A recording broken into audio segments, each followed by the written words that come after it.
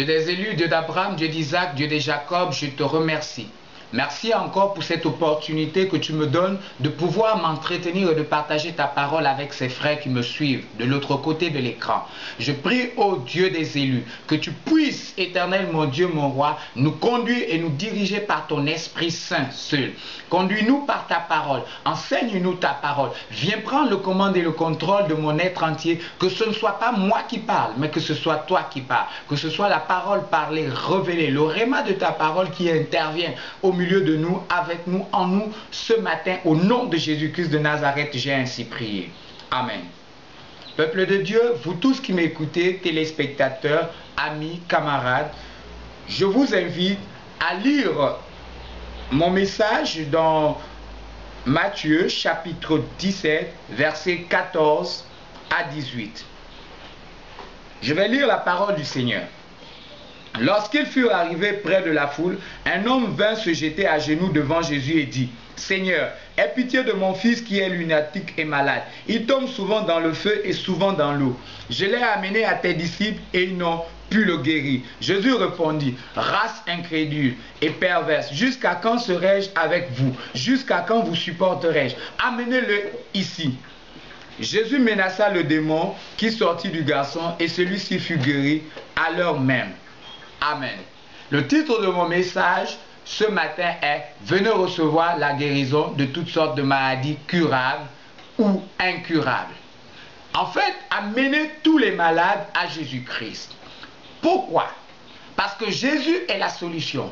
C'est la parole de Dieu qui déclare dans Osée, chapitre 4, au verset 6, « Mon peuple périt faute de connaissance. » Oui, faute de connaissance, le peuple de Dieu périt. Si le peuple de Dieu savait que toutes les maladies, tous les malades, aussi bien les malades de maladies incurables comme curables, devraient se tourner vers Jésus, qui est la solution, qui est la guérison, qui est la vie, alors ils recevraient leur miracle. Jean chapitre 10, au verset 10, dit ceci. Le meurtrier, le voleur ne vient que pour tuer, détruire. Mais Jésus-Christ est venu pour nous donner la vie afin que nous l'ayons en abondance. Le but de la maladie, c'est de nous détruire. Le but des problèmes, c'est de nous détruire. Vous voyez, des hommes, quand ils sont saturés de problèmes, saturés de soucis, peuvent aller au suicide. Et les hommes aussi, comme des femmes malades, se rendant compte qu'ils sont malades de maladies incurables, pourraient se suicider pour ne pas avoir à vivre cela. Mais je tiens à vous dire une chose ce matin, c'est que la solution à votre problème, à votre situation, à votre cas, c'est Jésus-Christ de Nazareth. Voyez-moi, vous, comme vous me voyez ici présentement, nous sommes, pasteurs, orateurs de Dieu, prédicateurs de Dieu, évangélistes, prophètes, que le canal que Dieu utilise pour venir toucher, bénir, guérir son peuple.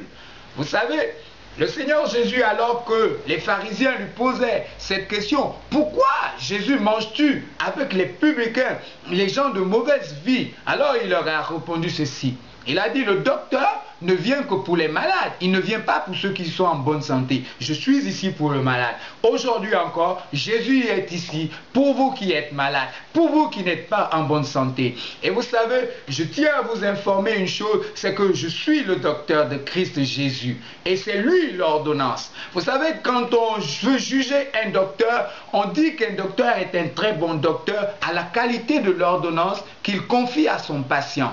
Vous savez, les médicaments que le docteur vous aura prescrits, quand il vous apporterait la guérison, parce que c'est vous qui allez les administrer chez vous, vous-même, pour certains, et voir les effets de ces produits, de ces médicaments. Quand vous verrez constater que ces médicaments vous ont apporté la guérison, sur le même jour ou au bout de 3 jours, selon qu'on vous a donné des posologies à respecter, à prendre pour chacun des médicaments que le docteur vous a prescrit. Ainsi en est-il de nous chrétiens lorsque nous vous présentons notre ordonnance qui n'est autre que le Seigneur Jésus-Christ de Nazareth, pour que vous puissiez apprécier la qualité des médecins, sinon des pasteurs, des évangélistes, des docteurs, des prophètes, des apôtres que nous sommes de Dieu. C'est Jésus l'ordonnance qui vous guérit. C'est lui qui vous guérit. Et je vous encourage, frères, sœur, bien-aimée dans le Seigneur, vous qui n'êtes pas encore chrétien et qui m'écoutez maintenant,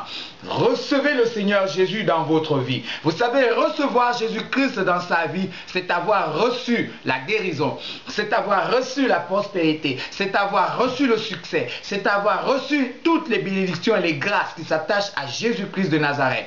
Il est le même hier, aujourd'hui et éternellement. Il n'a pas changé. Il est celui-là qui est sorti du tombeau. Il est celui-là qui est au-delà de tous les morts. Il est le premier-né des morts. Il n'y a aucun qui soit sorti de ce tombeau en dehors de Jésus. Il est celui-là qui est assis à la droite de Dieu le Père et qui intercède, qui prie encore pour nous aujourd'hui, qui nous sauve, qui nous délivre, qui nous guérit. Alors que vous êtes malade de toutes sortes de maladies, vous êtes malade de sida, vous êtes malade d'un cancer, on vous a dit que vous n'allez plus guérir. Je dis, alors que vous êtes sous le son de ma voix, recevez au nom de Jésus votre guérison au nom de Jésus-Christ de Nazareth. Je dis que tous ces mots, ces objets que vous avez l'impression qui circulent dans votre corps, disparaissent maintenant au nom de Jésus. Je dis, ce problème d'estomac qui depuis longtemps dérange votre vie, maintenant vous quitte, lâche prise au nom de Jésus-Christ de Nazareth.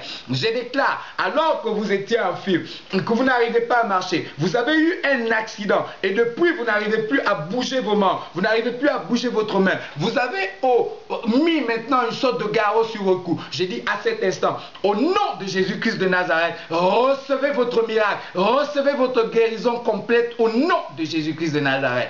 Je prie maintenant que Dieu restaure maintenant tout votre corps. On a dit que votre sang n'était pas agréable. J'ai dit que Jésus, le sang de Jésus passe maintenant circuler dans votre corps, dans vos veines, que tout en vous soit trempé dans le sang de Jésus-Christ de Nazareth. J'ai ainsi prié.